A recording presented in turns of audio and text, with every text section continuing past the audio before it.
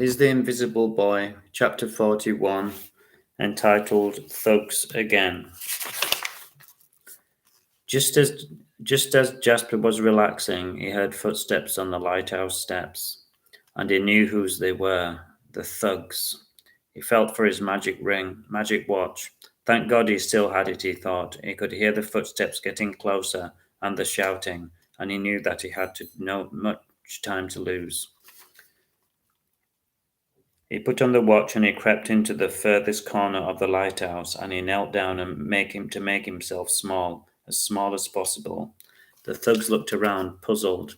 I'm sure I saw him run up here, the tallest one said. He can't have gone far, said another.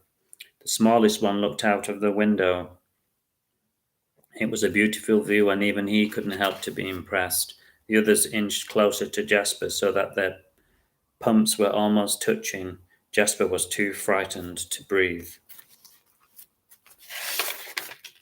He must be somewhere, they said, puzzled, and one of them reached out so that it was only a hair's breadth from Jasper's face.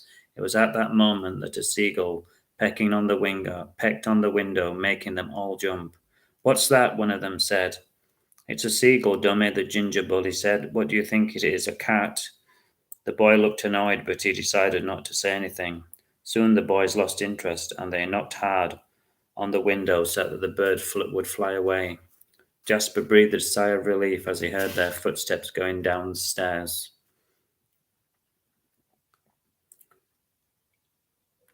He breathed another sigh of relief and he put the watch back on. He loved its yellow glow, and he thought of it as a friend, as it had saved his skin on so many occasions.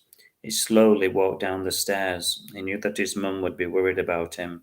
He was glad to get to the bottom, and he was glad that he could see the boys off in the distance, probably causing mischief somewhere else, he thought. He hurried across the sand. He didn't want to leave his mum too long. She wasn't about, so he wondered if she'd got back on the beach. It seemed likely.